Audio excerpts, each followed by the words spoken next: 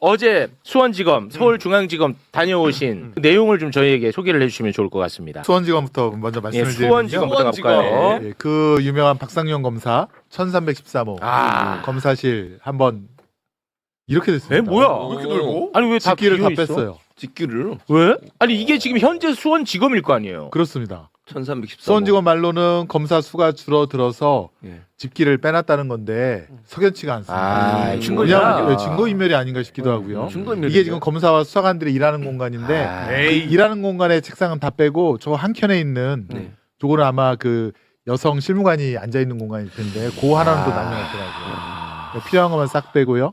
그다음에 오른쪽에 요 방의 오른쪽에 내실이 있고 왼쪽에 이제 영상 녹화실. 아, 그 연어술 유명한. 파티 했다는. 네. 네.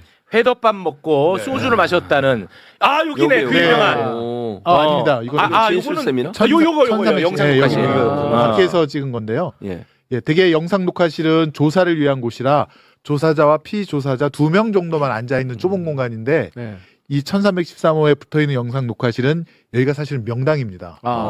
중요한 검사가 앉는 그 공간이기 때문에 저렇게 보면 5-6명이 앉을 수 있는 넓은 널찍한 공간이고요. 네. 또 저 바깥의 뷰가 아주 좋습니다. 광교 호수공원이 보이는 뷰 맛집이에요. 100만 불짜리 뷰 맛집이에요? 맛집입니다. 그리고 창문이 있어서 13층. 창문을 열어놓으면 거기서 사실은 뭐 담배도 필 수 있고 술도 마실 수 있는. 원래 교도관들이 저기 안에 그러니까 구치소에서 나온 인원들이 들어가면 방 안에 들어갔어야 되는데 그렇죠. 교도관들이 문 밖에서 그냥 앉아 있었다고 합니다. 그래서 안에서 어떤 얘기가 오고 갔는지 전혀 들릴 수 없는 상황이었다고. 저 문 옆에 창문으로는 안이 보이는 거죠, 그래도. 그러니까 그 보이긴 하죠. 네. 블라인드를 쳤을 것 같은데. 블라인드 쳤어. 보이긴 하는데 의자가 바라보게 안 돼 있고 밖을 복도를 바라보게 아마 그렇게 앉혔을 겁니다. 여기서 이제 그다음에 회덮밥 소주. 예, 그렇습니다. 예. 그리고 이제 맞은편. 진술 세미나가 이루어진 창고로 갑니다. 창고. 네. 1313호 여기. 창고방. 창고가 아닌데요? 창고가 아닙니다. 테이블이랑 다. 완전히 네. 세미나실입니다. 이게 어떤 아. 창고냐면 그 검찰에서 수사기로 기록 같은 거를 둘 수 있는 공간입니다. 일부러 저렇게 만든 거예요? 진술 세미나를 하려고. 그렇지는 않은 것 같습니다. 음. 왜냐하면 15층에도 창고방이 또 있거든요. 네네. 네. 거기도 보면 저렇게 책상과 오. 의자가 다 완비되어 있고요. 근데 왜 창고방이라고 이름을 명칭을 붙였을까? 그러니까 기록을 그냥 보관하는 곳이라고 기록. 해서 창고라고 했는데 우리가 생각하는 그런 창고는 아니고 여기는 밀실입니다. 밀실. 여기는 창문이 밀실. 없어요. 그래서 창구방이라 해놨군요. 네, 밀실 그러니까 이제 기억이 안 나. 쌍방울에 뭐 김성태, 박용철, 이화영 부지사가 다 각각 개별적으로 와서 다 저기에 들어갑니다. 근데 저기는 유리창이 없기 때문에 저기 딱 들어가서 문을 딱 잠궈 놓으면 아무도 자기들끼리 뭔 짓을 해도 진술 세미나 하기에는 최적화돼 있네요. 최적입니다. 최적. 여기는 이제 그 다음에 여기서 뭐 말이 잘 맞춰지면 그 건너편에 영상 녹화실 뷰 맛집에 거기서 이제 가서 뷰 맛집에서 또 한잔 연어랑 해야죠. 또 소주 한잔 하고 창문 열어놓고 담배 한 대 딱 피고. 시스템이 돼 있네. 그러네. 어. 그래서 일부러 외부에서 모르게 창구방이라고 이름을 붙여. 근데 이제 저기 1313호 박상현 검사실이 아까도 말씀드렸지만 명당이거든요. 네. 크고 넓고 좋은 건데 왜 책상과 집기를 뺐을까? 그게 의문이죠. 야, 이건 뭐 그렇지. 증거인멸로 그렇게 우리가 보이네. 해석할 수밖에 충분히 그럴 수 없죠. 있죠. 네. 일조도 그리고 저항이에요. 저항. 창고방 앞에 문 명패가 창고 이렇게 적혀 있었다라고 그러던데. 네. 맞아요. 네, 맞죠? 네. 창고라고. 그러니까 창고라고는- 창고방이라 하는 이유가 저희가 실제 창고가 그렇게 아니라 써 있는 거야. 문에 창고 이렇게 써 외부에서 있었다고 모르게 합니다. 일부러 그러는 근데 거. 내가 볼 때는 이거 일부러 진짜 그런 거 같아. 위장한 거지. 위장이 그 15층에 있는 창고방 한번 보실까요? 15층. 15층. 창고 아니죠. 창고가 아니야. 네, 캐비넷이 있고 그 캐비넷 안에 이제 수사 기록이라든가 증거물이 있는 곳인데 여기가 왜 유명하냐면 여기는 육부장 검사 바로 옆에 있는 방인데 김성태, 박용철, 뭐 안부수가 수원구치소에 있을 때 이제 면회 온 사람들이 있을 거 아닙니까? 쌍방울 직원도 있고 네네네. 그 사람들이 그 접견하면서 나눈 대화가 다 녹음이 되어서 녹취록으로 갖고 있는데 네. 그것이 이제 녹취록으로 보관된 장소입니다. 15,000페이지. 근데 그 녹취록을 보면 나중에 김동완 의원님도 말씀하실 테지만 거기 보면 조작하고 회유하고 하는 내용들이 다 나옵니다. 예컨대 뭐 김성태가 5월 17일 날 오전에 야 오늘은 이거 결전의 날이다. 이화영 설득해야 되니까 술 한잔 먹고 싶으니까 소주 좀 사라. 네. 검사가 협조할 거다. 접견 독치. 네, 이런 접견 녹취가 15,000페이지가 다 저기에 있거든요. 저기 안에 다 있군요. 근데 저거를 예컨대 법원에다가 제출을 안 합니다. 그렇지. 자기들한테 불리한 것들은 네. 숨기고 있다가. 근데 그게 이제 딱 걸린 거죠. 난 창고라고 해서 진짜 무슨 뭐 쓰레받기 있고 뭐 그런 줄 알았어. 근데 이런 용도로 내가 볼 때 만들어 놓은 것 같아. 무서운 그 놈들입니다. 접견 녹취를 한번 띄워 있어요. 네, 아, 네, 촉견 네. 녹취는 뭐 우리가 뭐 많이 다뤘었는데. 아니, 근데 이거를 네. 시간 순으로 한번 볼 필요가 아, 있어요. 그럴까요? 네네. 제가 시간 순으로 한번 정리한 게 있는데 네. 이게 5월 17일 1번. 네. 여긴데요. 자, 요것은 많이 나왔지 않습니까? 네. 연호술 파티한 그 당일 오전에 한 녹취록인데 뭐 오늘 결전의 날이야 뭐 소주라도 한 잔 먹자 석수 같은 거 넣어서. 근데 다음에 넘겨보면 자 3번 보시면 이게 연어술 파티 다음 날 녹취록입니다. 여기 보면 김성태가 내일부터 며칠간 불기로 했으니까 그러면 더 이상 지랄들은 없겠지 이렇게 돼 있고 김태형 같은 경우에는 쌍방울 재경 총괄 본부장으로 이분도 구속되어 있었었는데 밑에 내용을 보면 검찰 그냥 놀러 가는 거요. 거기에는 화영이 형, 용철이 형, 성태형 거기서 만나서 희덕 걸리려고. 와. 자기들 녹취록에 이런 게 다 나옵니다. 그리고 5월 19일 날 이화영 부지사가 이제 자술서를 냅니다. 자술서를 내고 그 다음에 5월 20일, 그러니까 자술서를 낸 다음 날 김성태의 녹취록입니다. 여기 첫 줄 보면 이재명이 들어올 것 같아. 거기까지 갔어. 이화영이가 어제 많이. 와. 지들이 원하는 대로 됐으니까 더 이상 많이 괴롭히고 그런 것은 없을 것 같아. 일단은 지들 요구사항대로 했으니까. 이게 생생하게 다 기록되어 와, 있습니다. 다들. 연호술 파티의 시작부터 해서 안에서 어떤 일이 있었는지 그리고 그 다음에 이화영이 이제 자백할 거야 예측까지 나왔고 또 실제 자백했다는 내용까지 나오고 이게 시간 순으로 녹취록을 보면 아니, 근데 내용 보니까 방금 얘기해주신 지들이 원하는 대로 됐으니까 더 이상 많이 괴롭히고 그런 건 없을 것 같아. 그리고 이화영이가 어제 좀 다 이야기해가지고 난리 났지. 그것들 수원지검 좀 좋아가지고. 와. 아니 근데 이 사람이 조폭인데 조폭이 봤을 때도 그 괴롭히는 상황이면 얼마나 심하게 괴롭혔다는 겁니까? 본인 가족들 뭐 신용불량 되게 만들고 맞아요. 그랬다는 거 아니에요. 네. 네. 와, 이 김성태 대단한 씨가 전주 오거리파의 예. 조폭인데, 네. 예. 그다음에 또 뭐 사채업이라든가 네.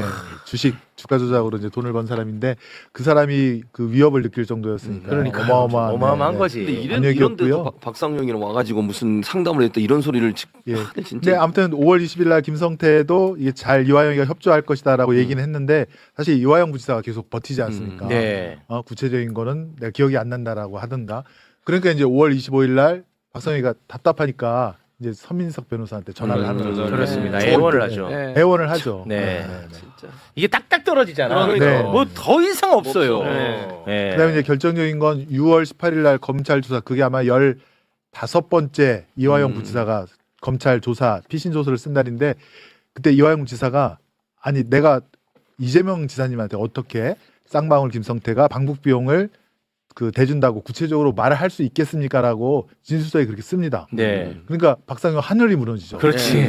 그러니까 6월 19일 날 또 서민석한테 전화를 해서 아주 웁니다. 울어. 울어. 그냥. 네. 제발 좀 와서 좀 만나주세요. 설득해달라. 우리가 뭐 공익제보자도 만들어주고 보석으로 나가고 네. 영장도 청구 안 하게 하고 막 그렇게 웁니다. 네. 그 다음에 6월 20일 날인가 6월 22일 날 이화영 부지사가 드디어 꺾입니다. 네. 그래서 그 이재명 지사가 보고했느냐 이화영 부지사가 예 그렇습니다. 드디어 그게 첫 탁 나옵니다. 네. 만세를 불렀죠. 박상용이 그렇겠죠. 네, 네. 그렇습니다.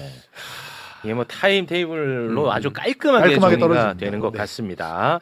자 그리고 어제 뭐 현장 조사 관련해서 더 덧붙일 말씀 있으십니까? 저는 이제 서울중앙지검으로 갔다 아, 왔어요. 팀을 나눠서 가셨군요. 네. 수원하고 서울. 제가 거기 현장에서 일단은 유동규가 제대로 조사를 안 받고 불법적인 면담 조사를 했다는 것을 저희가 영상으로 좀 찍어왔습니다. 그 부분 지금 송출 혹시 가능할까요? 네, 좋습니다. 그럼 유동규가 수사받았던 곳입니다. 네.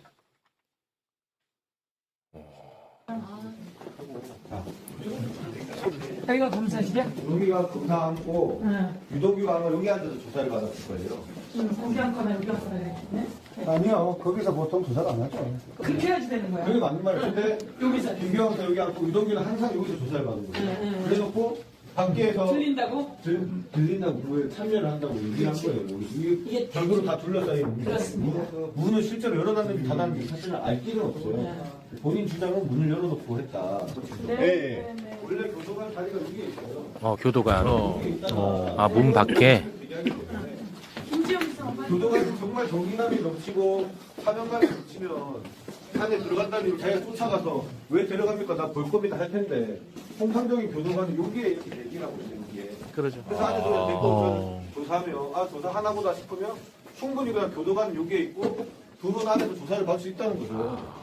아니, 음. 오, 수원지검이랑 똑같은데요? 네. 저희가 그 유동규가 어떻게 조사를 받았냐면 잠깐 자 10번 한번 보시겠습니까? 이게 검사실 배치도인데요. 10번. 원래라면 저기 교도관이 앉아 있고 보이는 자리에 그러니까 검사 자리에 원래 저기서 조사를 받게 돼 있습니다. 그 저기가 조사실이고 옆에는 이제 수사관들이 배석하고 있고요. 그래서 다 공개된 자리에서 조사를 받도록 법에 그렇게 규정이 되어 있습니다. 시야에 다 들어오게끔. 네.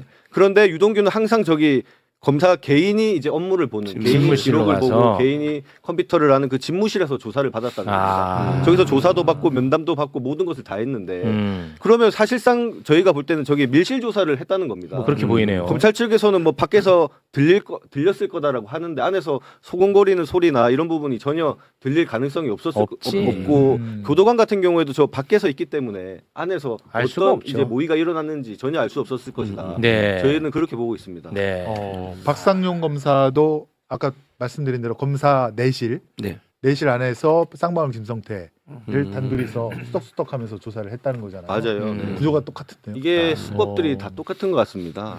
그러니까 이게- 보통 우리가 교도관님들이 이 우리 대학교 강의실에 있는 그 의자 있지 않습니까? 맞아요. 딱 그거에 앉아 있거든요. 책상이랑 있으면서. 이게 분위기가 바깥에 의자를 놔두면 교도관이 그 의자를 들고 가서 이렇게 이제 조사실까지 들고 갈 수 있는 그런 분위기가 아닙니다. 검찰이 조용히 이렇게 강압적인 분위기가 되기 때문에 네. 우리 알겠습니다. 수원팀도 마지막 하나 꼭 말씀드릴 게 네네. 있는데 수원팀 3번 한번 PPT. 자, 수원지검을 찾아간 팀. 네. 지금 이제 국민의힘 의원들이 주장하는 게 근데 연어랑 소주가 6시 40분에 반입이 됐다는 거잖아요. 네. 여기 태그 기록 보면 다 나오는데. 네. 근데 이제 설모 변호사가 7시쯤 왔기 때문에 그 20분 안에 어떻게 연어 먹고 술 먹고 다 치울 수 있겠느냐. 그 얘기를 항상 합니다. 근데 네. 보시면 김성태 쌍방울 회장 수발을 들은 박상웅 씨가 밤 8시 34분에 수원지검에서 나간 기록이 있고요. 네. 그다음에 2번 거 보시면 두 번째 PPT 5월 17일 아래쪽 보시면 김성태 회장이 그날 수원구치소에서 1시 20분에 나왔다가 밤 9시 44분에 복귀합니다. 방용철, 이화영 씨도 밤 9시 44분에 복귀하고요. 그러니까 수원지검에 거의 밤 9시 20분까지 있었다는 거예요. 네. 6시 반부터 밤 9시 20분까지. 네. 그러니까 설모 변호사가 뭐 왔건 안 왔건 간에 그 공간에서 한 3시간 동안 충분히 술을 먹을 수 있는 시간이 충분했다. 그렇습니다. 그리고 이제 그 국민의힘원들. 설모 변호사도 네. 그때 당시에는 민주당 출신 변호사지만 지금 민주당과 적대적인 관계이기 때문에 그렇습니다. 본인이 그때 그것을 다 봤다고 하더라도 지금은 적대적인 관계 때문에 못 봤다고 할 가능성이 매우 높아요. 네, 네. 네. 그렇습니다. 그래서 저렇게 다 아니, 근데 객관적으로 그거는 확인이 된다는 사실은 걸 얘기가 안 되는 게 항상 김성태, 이화영 뭐 여러 등등 방용철 불러서 항상 진술 세미나를 하고 창고방에 모여 있었는데 설주한 변호사는 그런 장면도 본 적이 없다는 취지로 계속 얘기를 하고 있지 않습니까? 네. 저는 그것은 있을 수 없는 얘기라 생각되고 아까 그 김성태가 그 교도소에서 한 녹취록을 보더라도 분명히 자기들끼리 말을 맞추고 그 내용을 다 파악하고 있는 그런 정황이 있기 네. 때문에 근데 저는 신빙성이 매우 떨어진다. 설모 변호사 이야기는 할 필요 없다는 주의자입니다. 받든 안 받든 뭐가 중요해? 그렇죠. 냄새를 맡았든 안 맡았든 뭐가 중요해? 이미 다른 걸로 뒷받침할 만한 증거가 너무 많아요. 맞아요. 예, 그런 얘기는 굳이 할 필요 없습니다. 자, 어제 그러면 현장 조사 이야기는 이 정도로 마무리하고요. 하나가 더 남았는데. 아니, 그 지금 너무 갈 길이 멀어요. 하나 더 남은 거는 현수막에 좀 걸어주세요. 예. 남욱의 대학원데 네. 예, 다음에 하겠습니다. 아, 나무 그 구치감? 네, 나무 구치감. 구치감 얘기만 짧게. 그 서영교 의원님이 네, 그 구치감. 자료를 그려줘서 네. 지금 11번 혹시 나오나요? 그 남욱이 이틀 동안에 네. 검찰청 구치감에 이제 갇혀 있지 않았습니까? 2박 3일. 그 구치감. 자료가 지금 안 되는 것 같은데 아, 안 되나요? 네. 그 구치감을 봤더니 그 구치소장도 그렇고 교도관들이 전부 다 하는 얘기가 여기는 대기 공간이다. 사람이 잘 수 있는 공간이 아니다. 거의 확신적으로 얘기를 했었고. 그렇습니다. 그런 사례가 없어요. 유동규 남욱만이 거기서 잠을 잤다라고 하더라고요. 그렇습니다. 자기들도 처음에 당황을 해서 아무런 집기도 없고 모포도 없고 세면도구도 없어서 그 야밤에 새벽에 구치소에 자기들이 운전해서 가서 그 물품을 또 가지고 와서 새벽에 넣어주고 이렇게 했다고 하더라고요. 네. 오포 한 장 주고. 어제 저희가 이 관련해서 이야기를 나눴는데 하나 좀 해결이 안 된 게 있는데 교도관은 그러면 그 밤새도록 그 앞에서 지켰답니까? 교도관이 한 5명인가가 투입이 됐다고 합니다. 아. 그것만을 위해서. 와. 그리고 근데 본인들이 잘 자리도 없고 숙식 자리도 없으니까 5명이 돌아가면서 하는데 불침범서도 아이고. 한 명은 깨어서 감식 관리 감독을 하고 4명은 그냥 소파 같은 데 앉아 있거나 의자에 앉아 있으면서 그렇게 쉬었다고 합니다. 교도관은 원래 이제 수용자가 외부에 나오면 교도관이 4명씩 따라 붙습니다. 아. 그 원칙대로 한 거예요. 진짜 너무하네. 그러니까 그 교도관도 그렇게 원칙대로 하는데 검사들은 완전히 그 뭐 규칙이고 원칙이고 다 어기고. 네. 아, 어떻게 사람을 아니 근데 남욱 변호사는 여러분 아시겠지만 국회 나와서 본인이 겪었던 일들을 이야기한 것들 보면 절대 잊을 수 없는 장면들이 여러 차례 있었던 것 같아요. 배를 갈라서 장기를 다 꺼낼 수도 있다. 그리고 환부를 도려낼 수도 있다. 그건 당신의 선택이다라고 하면서 그때 가족 사진을 보여줬다는 거 아닙니까? 이 일을 벌였던 정일권이라는 검사는 국회에 나와서 또 뭐라 그랬습니까? 환자를 진료하는 의사의 치료 방법에 비유를 했던 것이다 라며 오히려 뻔뻔함을 보였습니다. 이런 상황들이 피의자가 느꼈을 압박감이나 이런 것들, 그리고 검찰이 결국 본인들이 원하는 진술을 얻어내기 위해서 이런 상황들을 만든 것으로 지금 이해가 되잖아요. 구치감에 2박 3일 놔뒀던 것도 그렇고 가족 사진 보여주면서 이런 끔찍한 말을 했던 것도 그렇고, 이 모든 정황이 나왔는데도 검사들이 대응하는 방법이 정말 오만해요. 이게 이른바 80년대 있었던 시국 사건 때 있었던 이야기 같은 이야기예요. 그래서 이제 저처럼 이제 연식이 있는 사람들은 갑자기 막 대자비 되듯이 들어오는 느낌인데, 이런 일들을 2000년대 2020년에 겪었다면 남욱은 와 죽고 싶었겠다. 이런 느낌이 들 거예요, 진짜. 놀라운 게 부끄러워하질 않아요. 저는 그게 너무 충격적이었어요. 그러니까 중간에서 저는 합리적인 얘기를 하려고 노력을 함에도 불구하고 왜 대중들이 분노에 차서 검찰에 대해서 공격을 하고 폐지를 해야 된다, 모든 걸 해야 된다 이게 돼 감정적으로 너무 공감이 되는 게 부끄러워하질 않아요. 예. 잘못한 게 드러났고 거기에 대해서 지탄을 받는 와중에서도 떳떳해하는 모습이 저는 너무너무 놀라워요. 구치감 상태를 보고 왔습니다. 중앙지검 지하에 잠깐 대기할 수 있는 구치감 상태가 지금 그 화면으로 나오고 있는데요.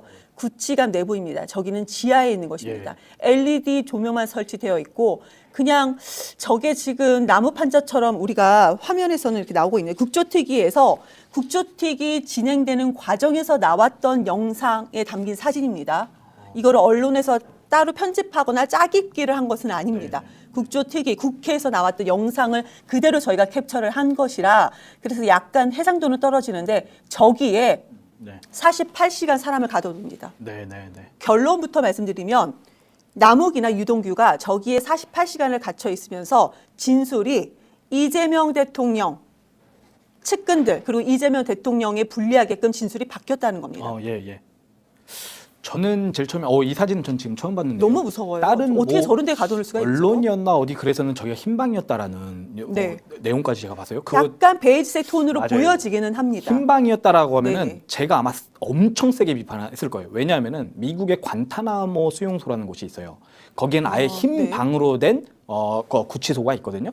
이게 흰방 고문이라고 해서 사람을 그냥 흰 방에다가 놓고 3일 정도만 있으면은 정신 착란이 온다라고 하는 것이 CIA의 결과입니다. 그러니까 이게 실제 사례가 있기 때문에 저는 저희가 흰 방이었으면은 이게 뭐 완전 감옥처럼 지금 그것도 흰방 고문을 할 수준이었나라고 생각했는데 저것만 보면은 뭐 그런 거 정도는 아닌 것 같고, 그러니까 저 방 안에서 심야 조사만 한 14번 정도 했다는 거예요. 그러니까 진술 세뇌가 의심될 정도라는 얘기가 나왔어요. 그럼 여기서 이 심야의 진술을 14번 하는 과정에서 어떤 일이 있었을까? 이때 사진 제시한 거잖아요. 가족 사진 제시한 거고 중간에. 그렇죠. 그리고 배를 가르겠다. 맞아. 뭐 이런 얘기가 나온 거거든요. 맞습니다. 저는 이 얘기를 듣고 대명천지의 21세기 대한민국에서 나올 수 있는 단어와 문장의 조합인가라고 생각을 했어요. 왜 전두환 정권에서 녹화 사업이라고 학생운동가들을 최전방으로 강제 입대를 시킨 사례가 있거든요.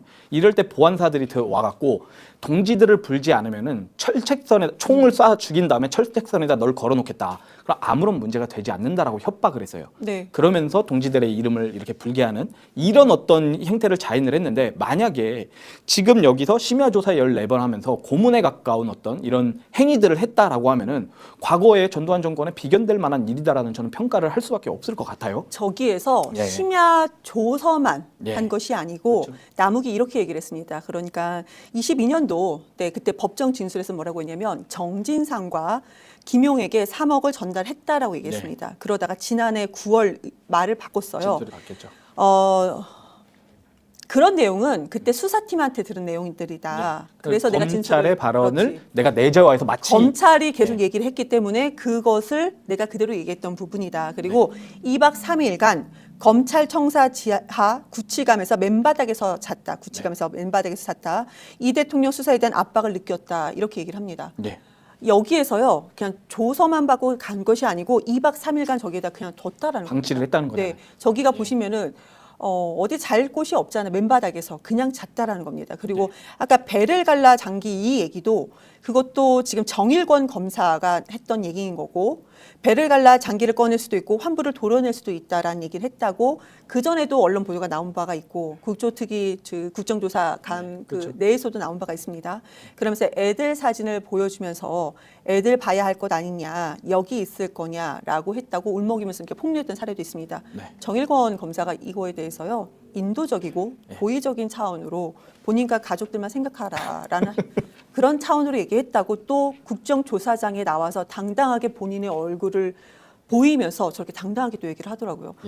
아니 어떻게 이게 이런 일이 일어날 수가 있는가. 그리고요 이게 이례적인 사례가 딱 두 사람만 있었다고 합니다. 유동규, 남욱 2명이죠. 그러니까 서울중앙지검장도 그렇게 딱 표현을 했잖아요. 굉장히 이례적인 일들을 자행을 한 거예요. 그러니까 이거 드러난 워딩과 단어만 보더라도 정일권 검사가 어떤 뉘앙스로 그러한 일들을 자행했는지는 그냥 명약관화하거든요. 그러니까 본인은 뭐 그렇게 뭐 아무리 주장한다 한들 누가 그렇게 해석을 해요. 아니 그 워딩을 좀 더 볼 필요는 있지만 이근한도 아마 그런 식으로 얘기를 했을 거예요. 친일 경찰이 아니라 과거 고문 경찰이었던 이근한도 나중에는 자기의 행위를 애국심이라고 얘기하거나 자기 행위를 합리화하거나 변명하기 위해 온갖 수사를 동원했다라고 하는 것은 이근한을 통해서도 확인될 수 있는 거거든요. 그러니까 정일권 검사의 이런 말들은 정말 도저히 납득할 수 없는, 용인할 수 없는 그러한 발언들 아닐까 생각합니다. 지금 검찰은 본인이 사랑한 검찰이 아니다. 예전에 박상용이 사랑했던 검찰들은 저렇게 수사를 했습니다. 저렇게 이례적으로 수사를 했습니다. 박상용이 사랑했던 검찰들은 저렇게 했다라는 점 말씀드리겠습니다. 어떻게 이런 일이 있을 수 있는지 정말 상상도 안 되는데요. 검찰청 내부의 은밀한 공간에서 진술이 짜맞춰졌다는 정말 믿기 힘든 일이 일어났습니다. 이제는 단순한 논란이 아니라 이번 수사가 거대한 조작극이었음을 점점 더 분명하게 드러내고 있는데요. 1313호라는 밀실에서 선택된 증거들만 법원에 넘겨진 행태. 이건 공정한 법 집행이 아니라 처음부터 누군가를 타겟으로 한 사냥이었다는 걸 보여주고 있는 겁니다. 불리한 녹취는 빼버리고 압박을 통해 원하는 대답만 얻어낸 건 사법정의 자체가 무너졌다는 증거인 거죠. 그리고 여기에 검찰을 떠나겠다는 박상용의 발언까지 나왔습니다. 이게 과연 책임지는 모습입니까? 아니면 모든 논란을 피하려는 또 다른 회피에 불과한 겁니까? 이제는 분명해졌습니다. 이 수사의 끝에는 우연이 아니라 의도가 있다는 걸요. 그리고 그 의도가 향한 곳이 어디였는지 우리는 이미 알고 있습니다. 이제는 이 기획 수사의 끝에 누가 숨어 있는지 끝까지 파헤쳐야 할 때 아니겠습니까? 이 영상에 좋아요와 댓글 달아주시면 더 많은 사람들이 이 영상을 볼 수 있습니다.